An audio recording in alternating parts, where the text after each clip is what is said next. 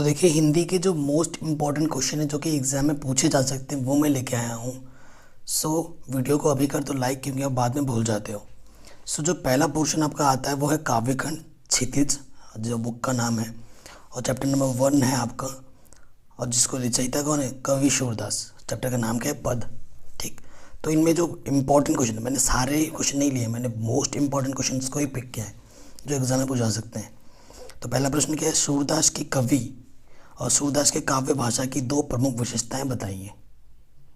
ठीक, second question बन जाता है इम्पोर्टेंट, गोपियों द्वारा उद्धव को भाग्यवान कहने में क्या व्यंग निहित है।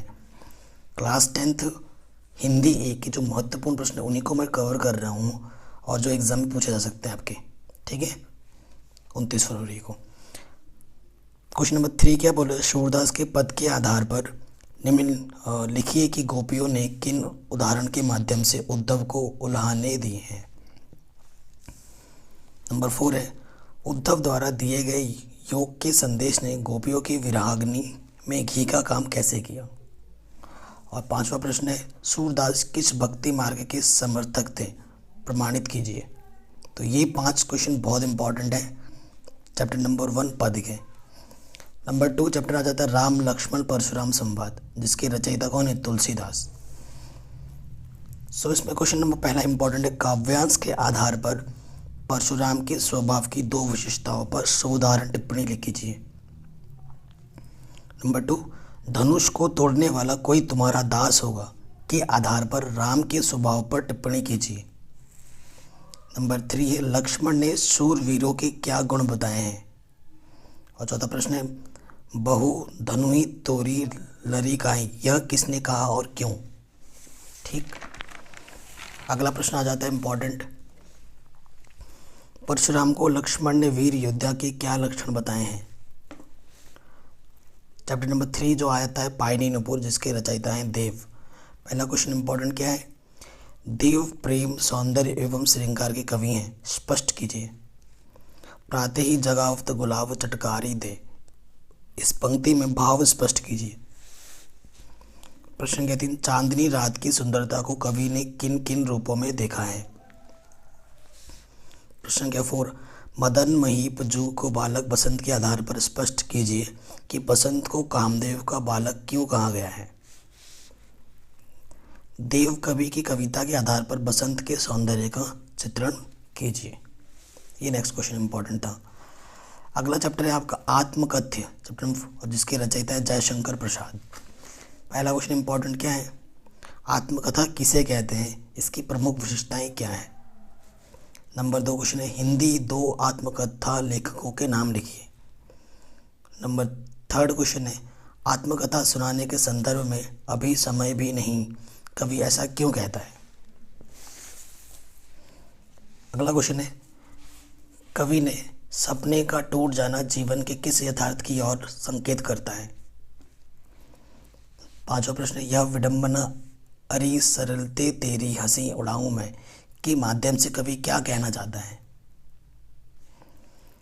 चैप्टर नंबर 5 उत्साह अट नहीं रही है, जिसके रचयिता कौन है, सूर्यकांत त्रिपाठी निराला।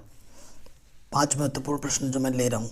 पहला क्वेश्चन क्या है, कहीं सांस लेते हो घर घर भर देते हो, पंक्ति में किसकी विशिष्टता व्यंजित हुई है, बताइए कि वह उसकी कौन सी खूबी है जिससे घर घर भर जाता है, अट नहीं रही है, कविता के आधार पर उत्तर दीजिए।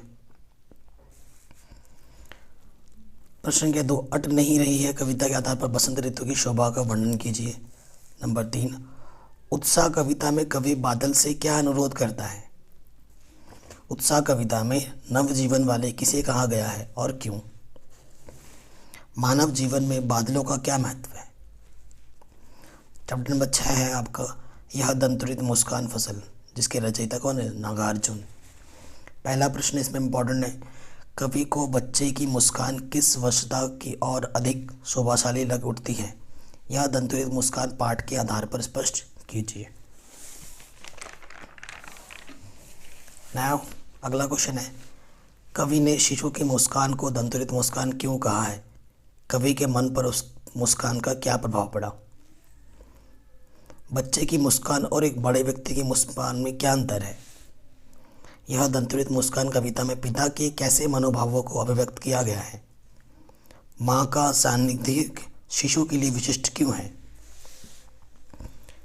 चैप्टर नंबर 7 छाया मत छूना, जिसके रचयिता हैं गिरिजी कुमार माथुर।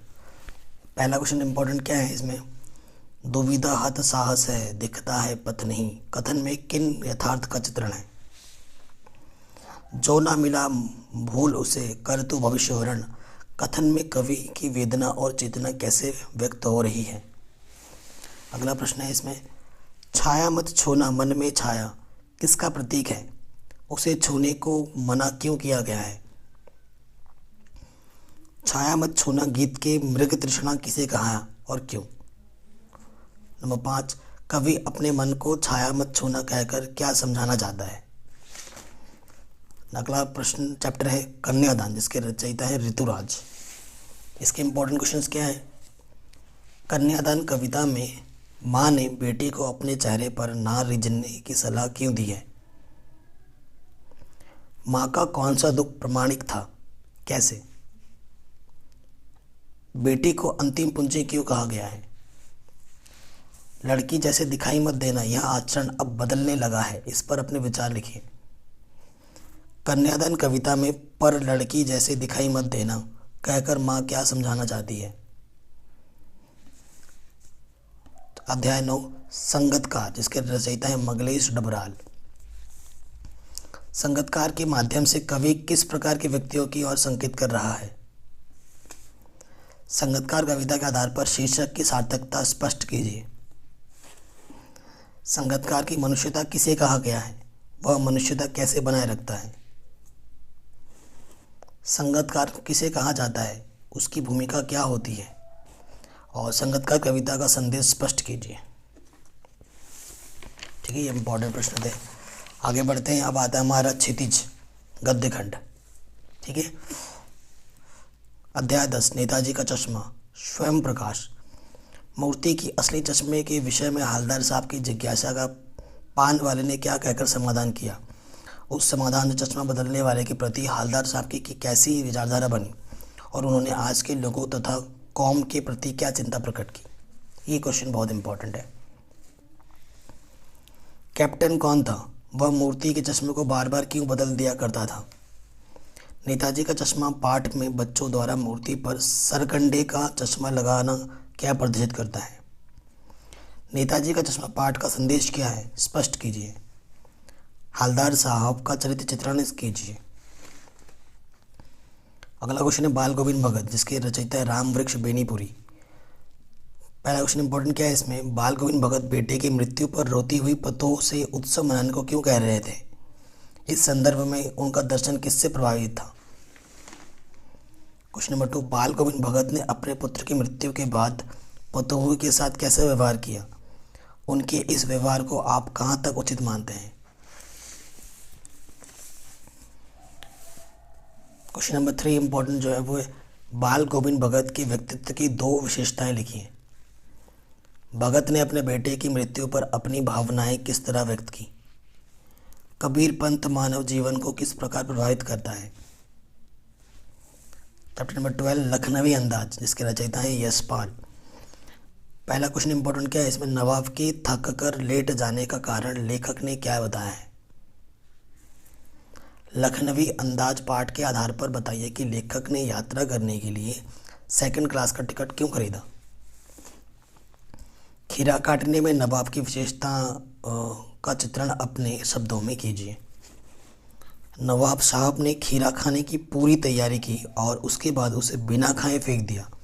इस नवाबी व्यवहार पर टिप्पणी कीजिए। लखनवी अंदाज के पात्र नवाब साहब के व्यवहार पर अपने विचार लिखिए। चैप्टर नंबर 13 मानवीय करुणा की दिव्य चमक, जिसके रचयिता हैं सर्वेश्वर दयाल सक्सेना। इसके इंपॉर्टेंट क्वेश्चंस क्या है? पहला कि लेखक ने फादर कामिल बुल्के को मानवीय करुणा की दिव्य चमक क्यों कहा है? फादर बुल्के हिंदी के बारे में क्या चिंता थी? लेखक ने फादर कामिल बुल्के की याद को यज्ञ की पवित्र अग्नि क्यों कहा है? फादर कामिल बुल्के के हिंदी के प्रति लगाव के 2 उदाहरण पाठ के आधार पर दीजिए। फादर बुल्के को करुणा की दिव्य चमक क्यों कहा गया है?